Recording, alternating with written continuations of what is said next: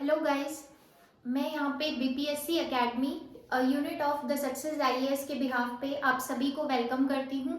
अभी जैसा कि हम जानते हैं कि हमारा 68 पीटी जो है वो आने वाले 25 दिनों के बाद में ही डेट जो है वो फाइनल है। हमारा एग्ज़ाम कब है? 12 तारीख को, या मैं बोलूँ 12 फरवरी को।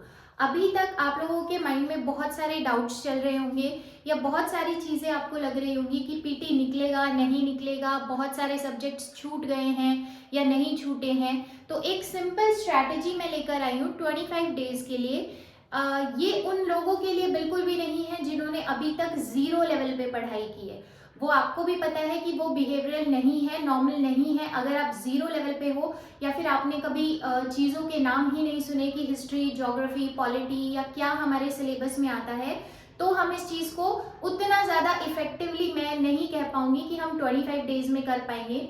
लेकिन इन केस अगर हमने कभी भी इनके नाम सुने हैं या हमने कभी भी थोड़ी बहुत पढ़ाई की है लेकिन अभी कॉन्फिडेंस नहीं आ पा रहा, या ये लग रहा है 25 डेज ही बचे हैं, रिवीजन हमारा हुआ नहीं है, तो हम कैसे उस चीज़ को हैंडल करें, तो ये बिल्कुल पॉसिबल है। जितने भी आप लिस्ट में नाम देखते हैं, फाइनल लिस्ट में जब उनके इंटरव्यूज लिए जाते हैं तो वो बच्चे ये चीज़ खुद कन्फेस करते हैं कि 25 डेज से पहले उनको भी यही सेम फीलिंग थी, मिक्स्ड फीलिंग थी कि आप ये पीटी क्वालिफाई कर पाएंगे या नहीं कर पाएंगे।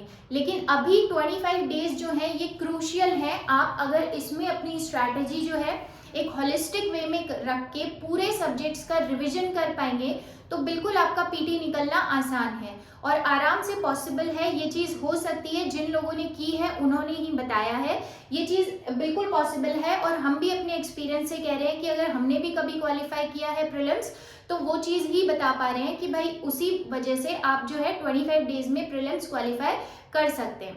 तो एक बार के लिए मैं यहाँ बता रही हूँ कि यहाँ पे हमारे पास एग्जैक्टली 25 डेज हैं। 17 तारीख से लेके 12 तारीख को आपका पेपर है। मैंने यहाँ पे जो स्ट्रैटेजी रखी है वो 9 तारीख तक की ही रखी है। 10 और 11 तारीख जो है वो आपके रिलैक्स करने के लिए है, क्योंकि जितना आप अभी काम करने के लिए मैं बता रही हूँ कि इतने में आप इतना काम कर ले जाते हैं तो आप 2 दिन रिलैक्स रहिए, देन उसके बाद में पेपर दीजिए। प्रीलिम्स जो है पूरा का पूरा कॉन्फिडेंस का खेल है। अगर आप कॉन्फिडेंटली होके इतनी सारी चीजें कर लेते हैं तो आप आसानी से प्रीलिम्स को क्वालिफाई कर पाएंगे।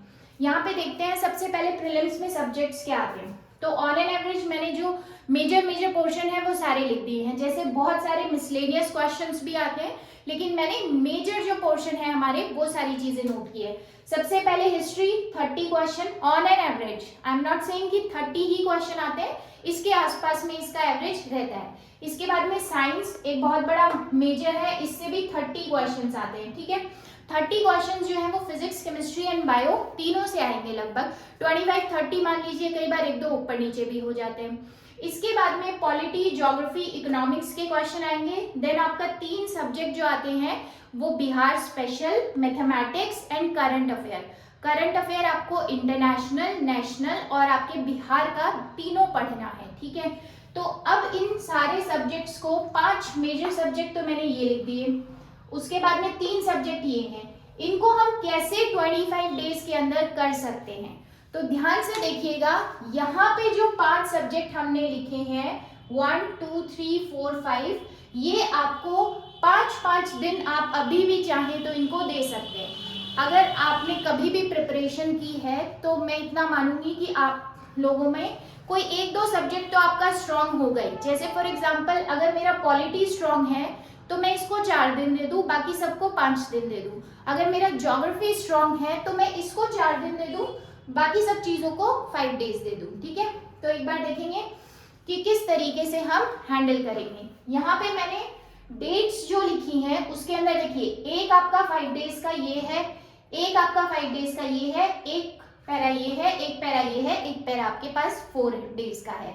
तो आप जो भी सब्जेक्ट आपको कॉम्प्लिकेटेड लगता है, फॉर एग्जाम्पल जितने बच्चों को हिस्ट्री कॉम्प्लिकेटेड लगता है वो आप 5 दिन के अंदर सबसे पहले हिस्ट्री उठाइए और हिस्ट्री कीजिए। ठीक है, अब सोर्स क्या होंगे हमारे हिस्ट्री के, देखिए आपको भी पता है सोर्स में अब बहुत ज्यादा बड़ा सोर्स तो मतलब फॉलो नहीं कर पाऊंगी। तो अभी तक आपने जो भी चीजें पढ़ी हैं इससे पहले आपने कभी भी हिस्ट्री कहीं से भी पढ़ी है, आई एम नॉट सेइंग कि किसी कोचिंग का नोट्स या कुछ भी, आपने कुछ भी पढ़ा है, कोई भी किताब पढ़ी है, आपने अगर एनसीईआरटी पढ़ी है या आपने लूसेंट पढ़ी है, घटना चक्र पढ़ी है, आप उसी को पढ़िए। आपको अभी 25 दिन से पहले नए सोर्स की तरफ जाने की रिक्वायरमेंट नहीं है।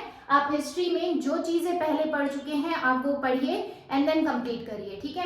इसके बाद में 5 दिन जो है, जैसे हमने हिस्ट्री ले लिया, इसके बाद कोई ज्योग्राफी लेना चाहता है तो बिल्कुल वो ज्योग्राफी ले ले। इसके बाद कोई पॉलिटी लेना चाहता है, बिल्कुल पॉलिटी ले ले। इसके बाद आप साइंस लेना चाहते हो और इकोनॉमिक्स, ठीक है, साइंस एंड इकोनॉमिक्स ये ले लीजिए, ठीक है।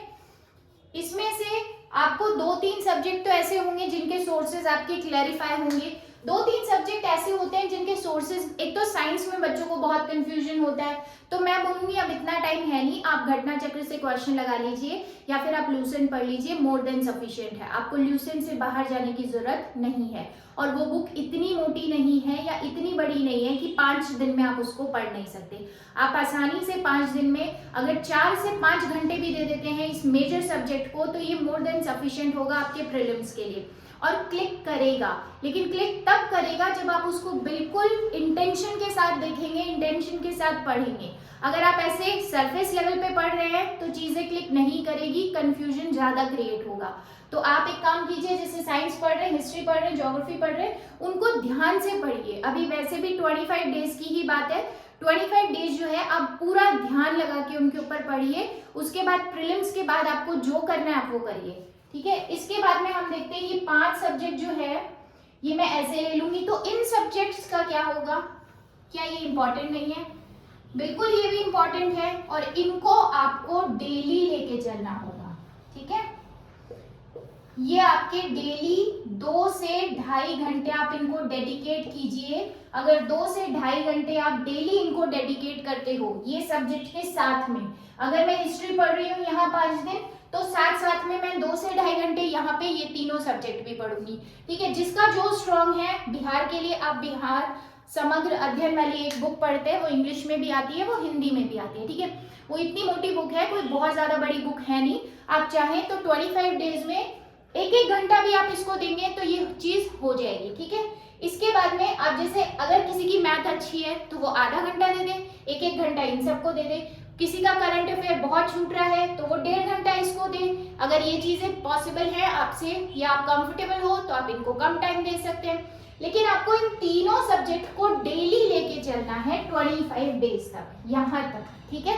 आप ये नहीं सोच सकते कि ये सारी चीजें मैं लास्ट में आके 1-2 दिन के अंदर पढ़ लूंगा, नहीं, बिल्कुल भी नहीं करनी है ये गलती। अगर हम यहाँ पे हिस्ट्री पढ़ रहे हैं, ज्योग्राफी पढ़ रहे हैं, पॉलिटी पढ़ रहे हैं, इनके साथ साथ में मेजर सब्जेक्ट जो आपके हैं ये आप दीजिए 4 से 5 घंटा, ठीक है, 4 से 5 घंटा। इसके बाद 2 से ढाई घंटे जो मैंने बोला ये आप पढ़ के देखिए। कौन से सब्जेक्ट पढ़ने हैं? Bihar special, mathematics and current affair, ठीक है। सोर्सेज मुझे लगता है जहां तक है बच्चों के क्लैरिफाई होंगे ही कि सोर्सेज हमको क्या पढ़ने क्या नहीं पढ़ने, बट इन केस आपको सोर्सेज के लिए भी नहीं पता है कि अब मैं क्या पढ़ूं 25 डेज के अंदर कि पीटी पॉसिबल हो पाए, ठीक है।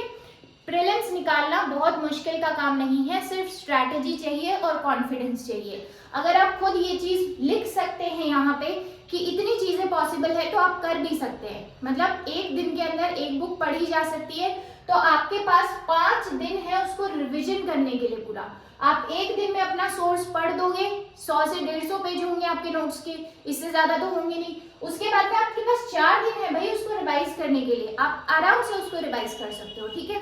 तो आप ये स्ट्रैटेजी जो है, इनमें से अभी भी किसी बच्चे को अगर सोर्सेज में ही कंफ्यूजन है तो आप कमेंट कीजिएगा, फिर मैं सोर्सेज का वीडियो भी लेके आऊंगी कि आपको अब 25 डेज के लिए कौन कौन से सोर्सेज जो है वो रेफर करने चाहिए, ठीक है। तो ये आई होप आप लोगों का पीटी जो है वो अच्छे से निकले। आप प्लीज इस स्ट्रैटेजी को फॉलो करके देखिए। वैसे भी आप लोगों के पास टाइम अब बचा नहीं है और अभी गिव अप करने से बेटर है कि हम 25 डेज जो है वो एक बार मेहनत करके देख ली जाए, कि ये चीज़ पॉसिबल है या नहीं है, ठीक है। 25 डेज के बाद तो वैसे भी हमको छोड़ना ही है, तो 25 डेज हम अपनी मेहनत करने के बाद छोड़े ना, फिर देखते हैं अगर प्रीलिम्स हमारा क्वालिफाई हो गया तो हम मेंस के लिए एलिजिबल हो जाएंगे। तो प्लीज़ आप प्रीलिम्स की प्रिपरेशन करें, अपना कॉन्फिडेंस लूज नहीं करें और कोशिश कीजिए अगर आप इस स्ट्रैटेजी को फॉलो कर पाए तो। So thank you so much.